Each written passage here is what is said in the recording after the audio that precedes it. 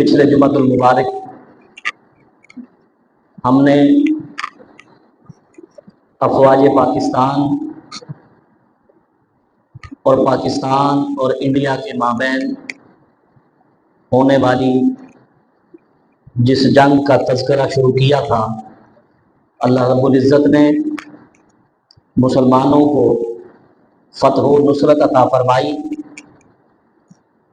اور ہم نے اور ہماری افواج نے دشمن کو منہ توڑ جواب دیا، اور الحمدللہ تعالی ہم بحیثیت قوم سرخرو ہوئے۔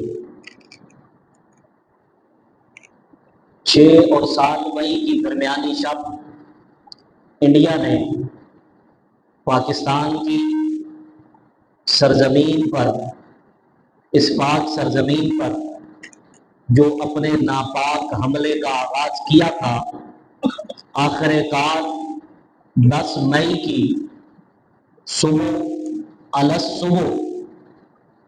افواج پاکستان نے بنیان مرصوص کے نام سے آپریشن کا باقاعدہ آغاز کیا، اور اس کے آغاز کرتے ہی دشمن کے دانت کھٹے کر دیے، جس سے وہ بہت جلد اپنے ناپاک ارادے سے باز آ گیا۔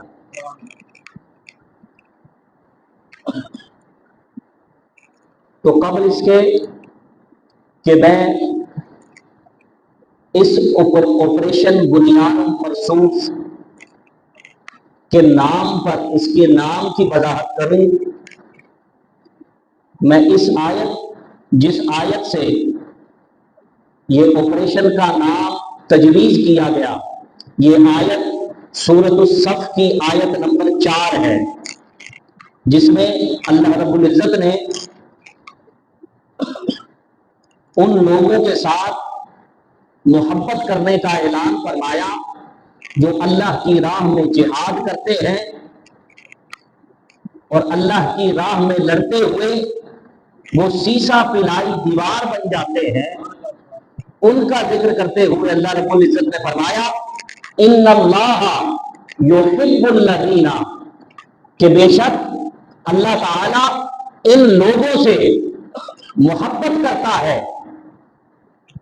کن لوگوں سے محبت کرتا ہے؟ فرمایا جو قاتلون فی سبیلہ، کہ جو اللہ کی راہ میں صف باندھ کر اس طرح لڑائی کرتے ہیں، فرمایا کأنہم، جیسے بنیان مرصوص، جیسے سیسا پلائی دیوار ہوتی ہے۔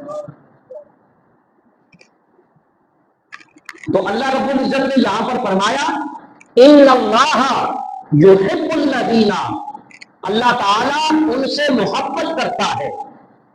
سوچئے جس کو اللہ محبوب بنا لے وہ دنیا و آخرت میں کامیاب ترین انسان ہے یا نہیں؟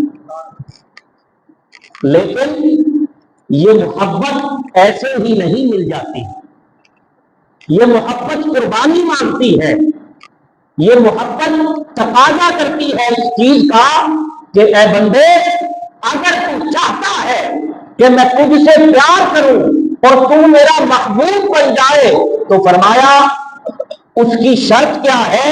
یقاتلون فی سبیلہ، کہ تجھے اللہ کی راہ میں جہاد کرنا ہے، اور جہاد بھی غیر منظم طریقے سے نہیں کرنا۔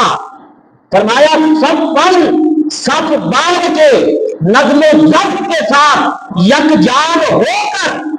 کیسے یکجان ہونا ہے؟ فرمایا کأنہم، جیسے بنیان مرصوص، ایسے منظم ہونا ہے جیسے سیسا پلائی دیوار مضبوط اور منظم ہوتی ہے، جس میں درار نہ ہو، جس میں خلا نہ ہو، جو نہ بکھرے، ہر ایک اپنی جگہ پر مضبوطی سے جمی ہوئی ہو، ہر جز دوسرے سے جڑا ہوا ہو۔ یہی وہ اتحاد ہے جو جنگ بدر میں 313 جانبازوں میں نظر آیا تھا۔ یہی وہ اتحاد ہے جو دیگر جنگوں میں مسلمانوں نے سیسا پلائی دیوار بن کر دشمن کا مقابلہ کیا تھا، تو پھر کیا ہوا تھا؟ مسلمان تعداد میں بھی تھوڑے تھے، آلات حرب و ضرب میں بھی تھوڑے تھے، کھانے پینے کے سامان میں بھی تھوڑے تھے، لیکن فتح ان کا مقدر بنی تھی۔ مگر آج دشمن اپنی صفوں میں متحد ہے، عالم کفر متحد ہے اور عالم اسلام کو منتشر کیا ہوا ہے، اور ہم امت مسلمہ نسل اور نظریے کی بنیاد پر بکھرے ہوئے ہیں۔ ہم سچ نہیں ہیں، بکھری ہوئی اینٹیں بن چکے ہیں،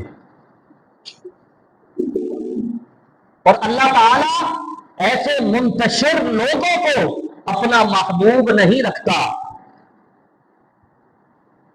حضرت قتادہ فرماتے ہیں کہ کیا تم نے کبھی وہ عمارت نہیں دیکھی جس کی اینٹیں اینٹوں کے ساتھ جڑی ہوئی ہوتی ہیں؟ دیوار تبھی خوبصورت لگتی ہے اور تبھی وہ دیر تک قائم رہتی ہے اگر اینٹیں اینٹوں کے ساتھ جڑی ہوئی ہوں۔